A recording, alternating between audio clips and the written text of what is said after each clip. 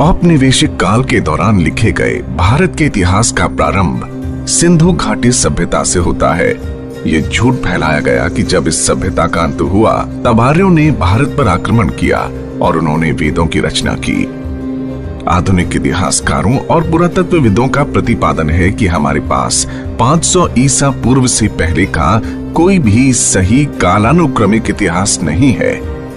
लेकिन वास्तव में पुरातात्विक, पुरातन खगोलीय और साहित्यिक साक्ष्यों पर आधारित उन्नत शोध से पता चलता है कि होलोसीन से लेकर भारत का निरंतर कालानुक्रमिक इतिहास है। हम भारतीय गर्व से इसको इतिहास कहते हैं। इतिहास शब्द इति, ह और आस के रूप में विभाजित होता है, जिसका अर्थ होता है कि ऐसा वस्तुतः हुआ था। वैदिक, उत्तर वैदिक ग्रंथ इतिहास और पुराण इतिहास को दर्ज करते हैं। आज इतिहास की परिभाषा वो है जो भारत में औपनिवेशिक इतिहासकारों द्वारा प्रस्तुत की गई थी, जिन्होंने बिना किसी सबूत के हमारी प्राचीनता पर संदेह किया। उससे बहुत पहले हमारे ऋषियों ने कालानुक्रमिक इतिहास और वंशावलियों को दर्ज किया ताकि भविष्य की पीढ़ियों को इसे सीखने से लाभ मिल सके। आइए हम वैज्ञानिक रूप से हमारे कालानुक्रमिक इतिहास की प्राचीनता का अन्वेषण करते हैं। ये कहना बहुत मुश्किल है कि भारतीय प्रायद्वीप में मानव जाति किस समय बसी थी, लेकिन इंडोनेशिया के सुमात्रा में स्थित टोबा ज्वालामुखी के विनाशकारी विस्फोट ने 75,000 साल पहले भारतीय भूभाग से मनुष्यों, वनस्पतियों और सभी जीवों का विनाश कर दिया था। टोबा के विनाशकारी विस्फोट ने पूरे भारत में लगभग 15 सेंटीमीटर मोटी राख की परत जमा कर दी थी। कुर्नूल जिले के ज्वालापुरम के पुरातात्विक स्थल में टोबा विस्फोट की घटना से पहले और बाद में मानव निवास का प्रमाण मिलता है। संभवतः कश्मीर और हिंदू कुश पर्वत की पहाड़ियों में रहने वाले कुछ ही लोग बच पाए होंगे। धीरे धीरे उत्तर पश्चिमी और उत्तर भारत उन बचे हुए लोगों के आवास स्थल बन गए। इस प्रकार सप्त सिंधु क्षेत्र और सरस्वती नदी वैदिक सभ्यता की जन्मस्थली बन गई। पुरातात्विक विभाग ने पूर्वी उत्तर प्रदेश के लहुरा देव झील के तट पर प्रारंभिक कृषि का समय 13,000 ईसा पूर्व से 7,300 ईसा पूर्व तक कार्बन डेटिंग द्वारा निर्धारित किया है। खंबात की खाड़ी का ये प्राचीन शहर वास्तव में द्वारवती शहर था, जिसे 11,100 ईसा पूर्व के आसपास विश्वकर्मा द्वारा बनाया गया था, और ये शहर 9,400 से 9,300 ईसा पूर्व के आसपास समुद्र में समा गया। 10,200 ईसा पूर्व से 9,400 ईसा पूर्व तक मेल्ट वाटर पल्स 1B का समय था। इस द्वारवती शहर से प्राप्त एक प्राचीन लकड़ी के टुकड़े का समय 7,500 ईसा पूर्व निर्धारित किया गया है। तमिलनाडु में प्राचीन पूमपुहर शहर की जलमग्न संरचना 9,500 ईसा पूर्व के आसपास की है। हिसार में भिराना के पुरातात्विक स्थल को भी 7,570 ईसा पूर्व का माना गया है। पाकिस्तान के बोलन दर्रे के पास मेहरगढ़ के कृषि स्थल 7,000 ईसा पूर्व के हैं। हरियाणा के प्रसिद्ध राखी गढ़ी के कुछ अवशेष 6,500 ईसा पूर्व के हैं। पुरातत्व खगोलीय साक्ष्यों के आधार पर 14,500 ईसा पूर्व में ब्रह्मा का समय निर्धारित किया जा सकता है, क्योंकि 14,500 ईसा पूर्व के आसपास दक्षिणायन धनिष्ठा नक्षत्र में था। 1,000 साल बाद ऋषि विश्वामित्र ने 13,500 ईसा पूर्व के आसपास श्रवण नक्षत्र में दक्षिणायन को देखा था, जैसा कि महाभारत में वर्णित है। इस घटना को विषुव का अयन चलन या प्रीसेशन कहा जाता है। लगभग 26,000 वर्षों के चक्र में पृथ्वी के अक्ष के घूर्णन के अभिविन्यास में क्रमिक बदलाव को विषुव का अयन चलन कहा जाता है, क्योंकि विषुव के साथ सूर्य की वार्षिक गति के विपरीत निर्धारित सितारों के सापेक्ष ग्रहण के साथ साथ विषुव पश्चिम की ओर बढ़ता है। इस प्रकार विषुव या संक्रांति 960 वर्षों में पश्चिम की ओर एक नक्षत्र अर्थात 13.2 डिग्री को पार कर जाती है। वैदिक साहित्य में कई संदर्भ मृगशिरा से रोहिणी नक्षत्र में उत्तरायण के अयन चलन का संकेत देते हैं। प्रजापति दक्ष और उनकी 27 बेटियों की वैदिक कथा स्पष्ट रूप से 28 नक्षत्रों की मृगशिरा आदि सूची को इंगित करती है, जो 11,200 ईसा पूर्व के आसपास वैवस्वत मनवंतर की शुरुआत के साथ मेल खाती है। उत्तरायण मृगशिरा नक्षत्र में 11,200 से 10,200 ईसा पूर्व के आसपास था और रोहिणी नक्षत्र में 10,200 से 9,200 ईसा पूर्व के आसपास था। उत्तरायण 9,200 से 8,200 ईसा पूर्व के आसपास कृतिका नक्षत्र में था। अथर्ववेद के नक्षत्र सूत्र को 9,200 से 9,000 ईसा पूर्व के आसपास पुनः संकलित किया गया था और नक्षत्रों की सूची को कृतिका नक्षत्र से पुनः प्रारंभ किया गया। उत्तरायण जब कृतिका नक्षत्र में था तब अधिकांश संहिता, ब्राह्मण और आरण्यकों को उनके अंतिम रूप में संकलित किया गया। नक्षत्रों की सूची अश्विनी नक्षत्र से ही पुनः आरंभ होती है। जब उत्तरायण 7,200 ईसा पूर्व के आसपास अश्विनी नक्षत्र में स्थानांतरित हो गया था। तैत्तिरीय ब्राह्मण इंगित करता है कि 12,000 से 11,300 ईसा पूर्व के आसपास देवता और असुरों के बीच एक बड़ा संघर्ष हुआ, जब अभिजीत यानी वेगा एक ध्रुव तारा था। शिशुमार तारा मंडल का कश्यप तारा, जो कि ग्रामा ड्रैकोनिस है, 11,000 ईसा पूर्व के शुरू में उत्तर ध्रुव पर था।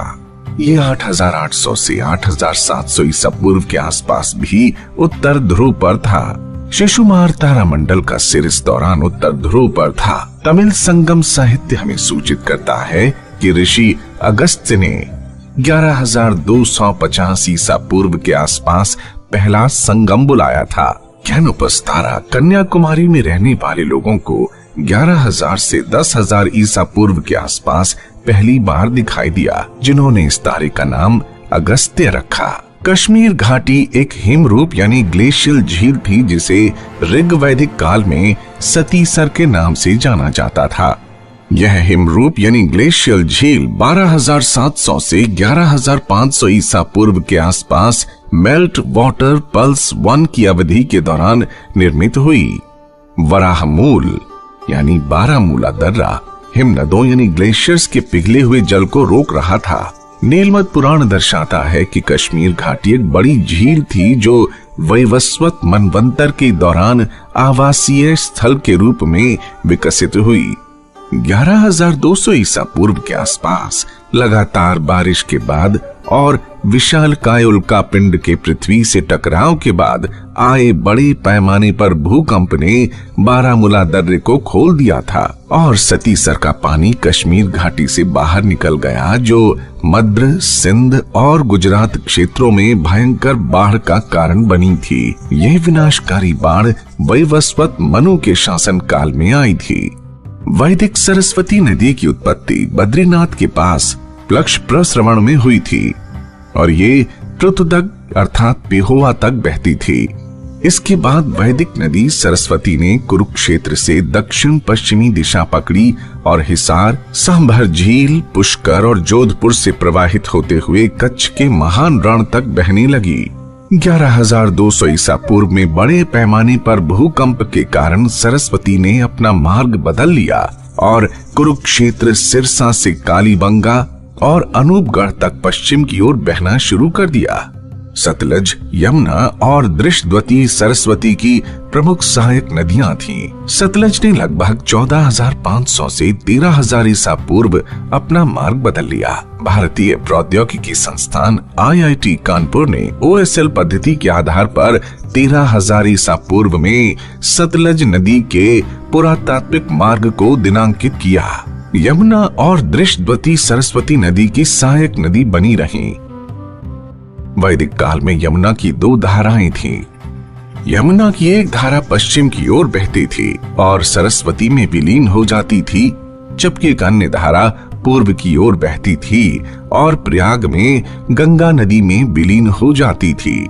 सीमांत रूप से यमुना की वाय-वन पुरातात्विक धारा, जो कि सरस्वती की एक सहायक नदी थी, ने 11,200 ईसा पूर्व के आसपास अपनी दिशा बदल दी थी। ऐसा प्रतीत होता है कि यमुना में सरस्वती सत्र के अवभृत अनुष्ठान को सरस्वती और यमुना के विलुप्त संगम के स्मरण के लिए प्रस्तुत किया गया होगा। समुद्र शास्त्रीय अध्ययनों के अनुसार लगभग 10,000 से 9,500 वर्ष पहले 500 वर्षों में समुद्र का स्तर अचानक 28 मीटर बढ़ गया था। 10,000 से 9,500 ईसा पूर्व के इस त्वरित समुद्र स्तर को मेल्ट वाटर पल्स 1B का नाम दिया गया है।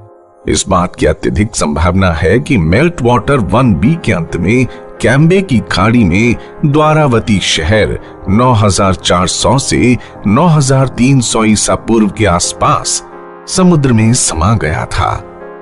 संभवतः द्वारावती शहर के क्षेत्र को पूरी तरह से डूबने में कम से कम 1500 साल लग गए। इस प्रकार खंबात की खाड़ी में डूबे हुए शहर के क्षेत्र में पाया गया लकड़ी का वो टुकड़ा 8,000 से 7,500 ईसा पूर्व के आसपास डूबा था। मयासुर ने कृतयुग के अंत में सूर्य सिद्धांत लिखा था, जब चैत्र शुक्ल प्रतिपदा की तिथि के दिन मेष राशि में सूर्य, चंद्रमा और सभी 5 ग्रह बड़े संयोग में थे। कंप्यूटर सिमुलेशंस निर्णायक रूप से सूर्य सिद्धांत की तिथि 22 फरवरी 6,778 ईसा पूर्व रविवार को स्थापित करते हैं। सप्ताह की अवधारणा 12 साल का जोवियन चक्र, 60 साल का चक्र, 1200 वर्षों का युग, 2700 वर्षों का सप्तर्षि चक्र 6,777 ईसा पूर्व में प्रस्तुत किया गया था। इस प्रकार हम त्रेता युग की अवधि 6,777 से 5,577 ईसा पूर्व के आसपास और द्वापर युग की अवधि 5,577 से 3,177 ईसा पूर्व के आसपास तय कर सकते हैं। ये परंपरागत रूप से दर्ज है कि राम का जन्म त्रेता युग की अंतिम शताब्दी में हुआ था। इस प्रकार श्री राम का जन्म 3 फरवरी 5,674 ईसा पूर्व पुनर्वसु नक्षत्र में हुआ था, जब शनि उच्च पर था। रामायण में लक्ष्मण ने मूल नक्षत्र में एक धूमकेतु और एक ग्रह की स्थिति का वर्णन किया है। जब वानर सेना लंका की ओर कूच करने के लिए तैयार थी, ये खगोलीय अवलोकन सत्यापन योग्य है। शुक्र ग्रह 22 अगस्त से 3 सितंबर तक 5,635 ईसा पूर्व के आसपास मूल नक्षत्र में था और हेली धूमकेतु ने भी 23 अगस्त 5,635 ईसा पूर्व में मूल नक्षत्र में प्रवेश किया था। 23 अगस्त 5,635 ईसा पूर्व हेली धूमकेतु का अपैरेंट मैग्नीट्यूड 2.14 था। ये 23 अगस्त और 23 सितंबर के बीच 5,635 ईसा पूर्व में सूर्यास्त के बाद नग्न आंखों को दिखाई दे रहा था, जो कि धीरे धीरे अदृश्य हो गया। होलोसीन के बाद के समुद्र स्तर वृद्धि के अध्ययन के अनुसार श्रीलंका कम से कम 6,200 ईसा पूर्व तक भारतीय प्रायद्वीप से जुड़ा था। अंतिम pulse melt water pulse 1C MWP 1C 6,200 से 5,600 ईसा पूर्व के आसपास घटित हुआ, जिससे 140 वर्षों से भी कम समय में समुद्र के जल स्तर में 6.5 मीटर की वृद्धि हुई। जाहिर है राम सेतु का क्षेत्र MWP 1C के दौरान समुद्र से डूब गया था। शायद नल ने राम सेतु के निर्माण के लिए जमीनी स्तर को अधिकतम 2 मीटर तक ऊंचा उठाया होगा। धनुषकोडी और तलाई मानर के बीच समुद्र जल स्तर मौजूदा स्तर से कम 14 मीटर नीचे होना चाहिए। इस प्रकार रामायण के युग को 5,677 से 5577 ईसा पूर्व के आसपास स्थापित किया जा सकता है। ऐहोल शिलालेख निर्णायक रूप से महाभारत युद्ध की तारीख को 3162 ईसा पूर्व में स्थापित करता है। वास्तव में भारतीय कालक्रम में जटिल समस्याएं भारतीय प्राचीन संवतों के प्रारंभ में गलत फहमी से उत्पन्न होती हैं। कुर्तकोटी ताम्रपत्र उत्तरी कर्नाटक में शक संवत 530 में अर्थात 9 मई 53 ईसा पूर्व में हुए संपूर्ण सूर्य ग्रहण को संदर्भित करता है, जो निर्णायक रूप से स्थापित करता है कि शक संवत 583 ईसा पूर्व में शुरू हुआ था और शकांत संवत 78 ईस्वी में शुरू हुआ था। इतिहासकारों ने गलती से इन दो संवतों को मिला दिया, जिसके कारण 660 वर्षों की कालानुक्रमिक त्रुटि हुई।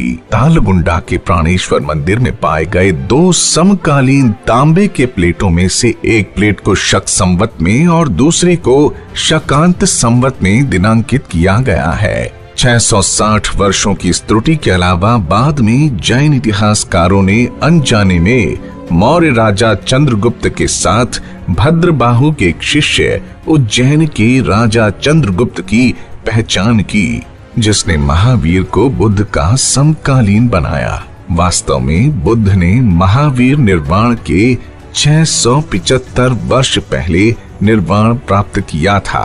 पुराणों और बर्मा के शिलालेखों से स्पष्ट है कि बुद्ध ने 1864 ईसा पूर्व में निर्वाण प्राप्त किया था। लुम्बिनी में हाल की खुदाई और लुम्बिनी में बौद्ध तीर्थ स्थल के केंद्र में स्थित खंदक यानी ट्रेंच C5 से एकत्र किए गए रेडियो कार्बन के नमूने भी 1681 ईसा पूर्व की प्रारंभिक तिथि को दर्शाते हैं। इस प्रकार शक संवत और शकांत संवत के दो अलग अलग इपॉक्स को एक मानने के कारण और भद्रबाहु के शिष्य चंद्रगुप्त की गलत पहचान के कारण बुद्ध निर्वाण की तिथि में 1380 वर्षों की कालानुक्रमिक त्रुटि आ गई है। वस्तुतः बुद्ध निर्वाण 1864 ईसा पूर्व में हुआ था, जो कि 6ठी शताब्दी ईसा पूर्व में आदि शंकराचार्य की पारंपरिक तिथि को सही ठहराती है।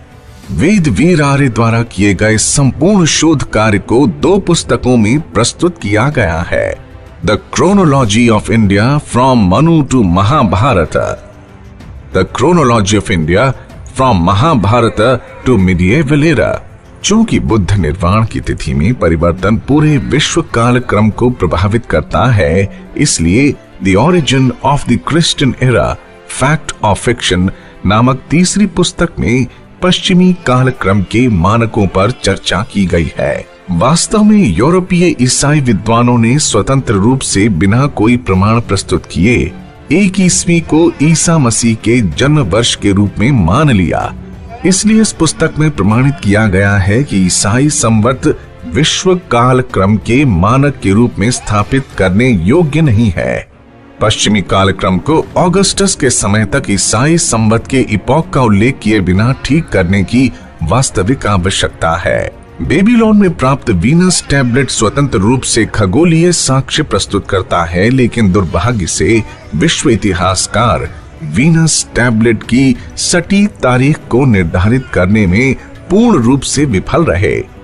वर्तमान शोध कार्य औपचारिक रूप से दावा करता है कि वीनस टैबलेट की डेटिंग की पहेली को सफलतापूर्वक हल कर लिया गया है, जो कि पिछले 150 वर्षों से अनसुलझी थी। इस प्रकार 3 पुस्तकों में प्रस्तुत शोध कार्य न केवल भारत की कालानुक्रमिक समस्याओं का बल्कि विश्व काल क्रम का भी संपूर्ण समाधान प्रदान करता है। वास्तव में प्राचीन भारतीय साहित्य के पुरातन खगोलीय डेटा और खंबात की खाड़ी में द्वारावती के समुद्री पुरातात्विक स्थल निर्णायक रूप से ये इंगित करते हैं कि भारत में ऋषि ब्रह्मा और उनके पुत्र स्वयंभुव मनु के समय से पिछले 16,500 वर्षों से एक सतत कालानुक्रमिक इतिहास है। प्राचीन भारतीय ऐतिहासिक परंपरा ने श्रम साध्य रूप से वंशावली कालक्रम को संरक्षित किया। लेकिन भारतीय कैलेंडर में समय समय पर बदलाव के कारण ऐतिहासिक कालक्रम कहीं भटक गया था। यह शोध वैज्ञानिक रूप से भारत के कालक्रम को मायासुर के सूर्य सिद्धांत और कृत युगांत के काल को 6778 ईसा पूर्व में शीट एंकर के रूप में फिर से स्थापित करता है। आश्चर्यजनक रूप से हमारी मातृभूमि एकमात्र सबसे प्राचीन निरंतर सभ्यता है जिसकी उत्पत्ति 14,500 ईसा पूर्व में हुई थी। आइए हम अपने गौरवशाली अतीत को पुनः जाने और पहचाने, क्योंकि एक राष्ट्र जो अपने इतिहास से विमुख हो जाता है वो इतिहास नहीं बना सकता।